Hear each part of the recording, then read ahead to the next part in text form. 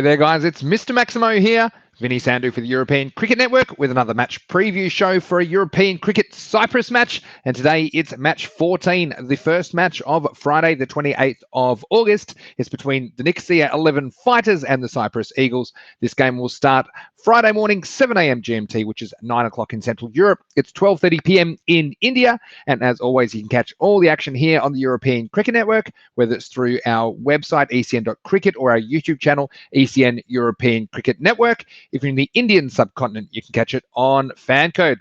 And just a reminder, if you don't already, why don't you follow us on social media, because there's so much happening in the world of European cricket. We have this series in Cyprus, which is fast drawing to a very exciting conclusion.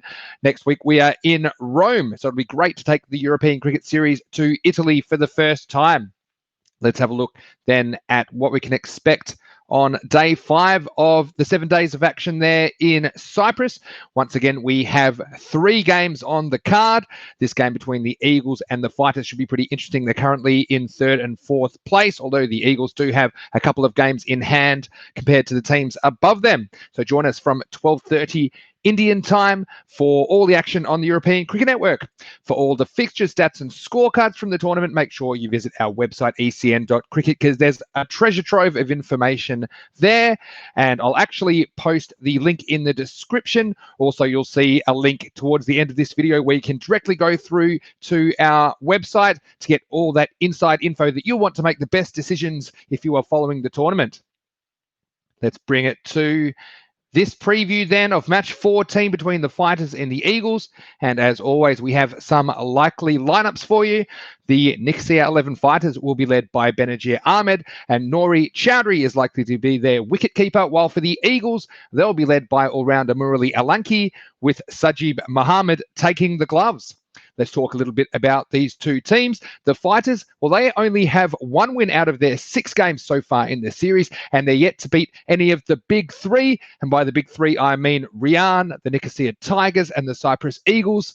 Now, last time these two teams met in match 2, the Fighters got thrashed 164 to 108.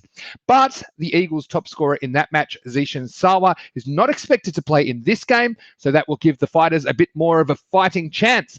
Now, something interesting about the Fighters is that no Nicosia fighter has scored a half century with the bat so far in their 6 matches. So they have had some problems with the bat and also some problems containing the other teams. So it's not a great combination for success in the European Cricket Series, that's for sure. The Eagles, well, they're coming off a day off.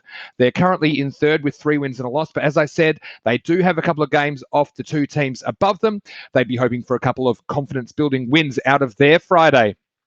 Let's go to Mr. Maximo's 11 to watch, and hopefully you find this information useful, particularly if you are participating in some fantasy cricket. Well, first, for the Nicosia Fighters, I have super highlighted their captain, Benazir Ahmed. Well, he will lead the side, and he's their opening batsman. He's their leading run scorer with 160 runs. He also has 5 wickets with the ball in hand. So he's a very important player for them, and he will need to play out of his skin if the Fighters are going to fire in this match. I've also got Mainul Hassan, he's another option to open the batting, and he's looked good at times. I've got another all-rounder there, Abdullah Al-Tasmin. Now, he can hit a long ball, and he's the most economical bowler, although his economy rate is still a fraction over 10, and that says a lot about how much the Fighters have struggled to keep their opposition in check during this series.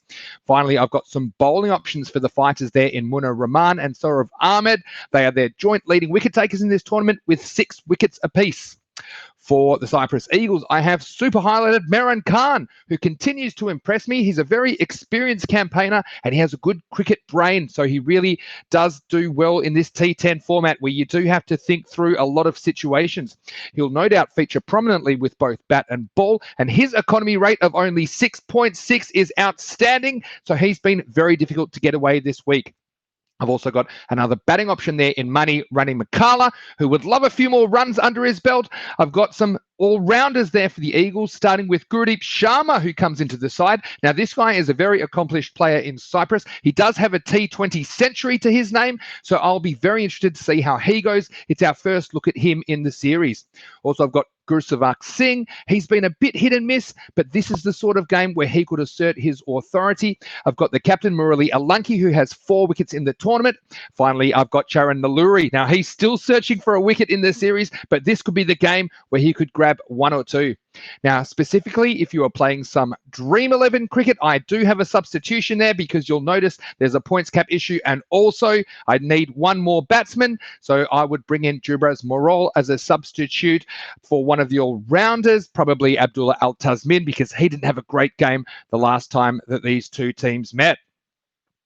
Well, prediction time.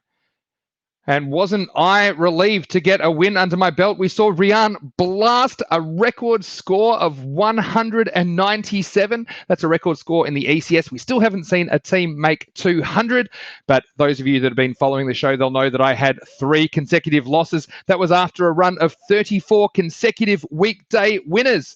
So that's the way it goes in the prediction game, but that was a real confidence builder there. It was hard to believe that Rian lost to the Nicosia Tigers in the first match of the tournament. The way that they blasted them off the playing surface there in that game on the Thursday. So let's get to my prediction for today. And the Fighters, it's all to play for. They do have 2 games, and they have the Sri Lankan Lions straight after this. That could be a playoff for 4th place. They'd love to grab a win against the Eagles here to give them a bit of breathing room, but I can't see it happening. So my prediction is the Cyprus Eagles to win this game, and I've got Maran Khan to be the star player. So make sure you join us on the European Cricket Network for all the action on Friday, and we're heading to Super Sunday, where the 4 top teams in Cyprus will play off for the title.